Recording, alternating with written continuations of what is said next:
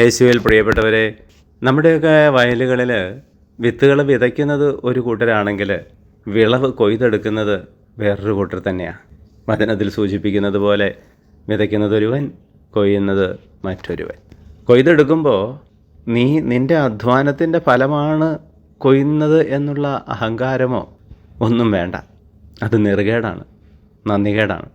ആരൊക്കെയോ വിതച്ച്, ആരൊക്കെയോ വളവും വെള്ളവുമൊക്കെ നൽകി വളർത്തി വലുതാക്കിയത് കൊയ്തെടുക്കുക എന്നുള്ളത് നിൻ്റെ നിയോഗമായതുകൊണ്ടാണ് നീ ഇപ്പോൾ കൊയ്യുന്നത്. നന്ദിയോടെ അത് സ്വീകരിക്കുക. ഇനിയും ഒത്തിരി പേര് കൊയ്യാനുണ്ട് എന്ന് നീ കരുതണം. അവർക്ക് കൊയ്തെടുക്കാനുള്ള വിളവ് ചിലപ്പോൾ നീ കൂടുതൽ കൊയ്തെടുത്താൽ നഷ്ടപ്പെട്ടേക്കാം.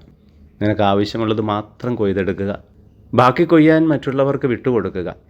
അതുപോലെ തന്നെ ഇനിയും വരുന്ന തലമുറയ്ക്ക് കൊയ്യണമെങ്കിൽ നീ വിതയ്ക്കണം, വെള്ളമൊഴിക്കണം, വളമിടണം.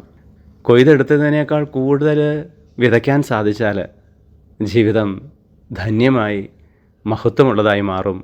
നിൻ്റെ ജീവിതം ശുശ്രൂഷയായി മാറും.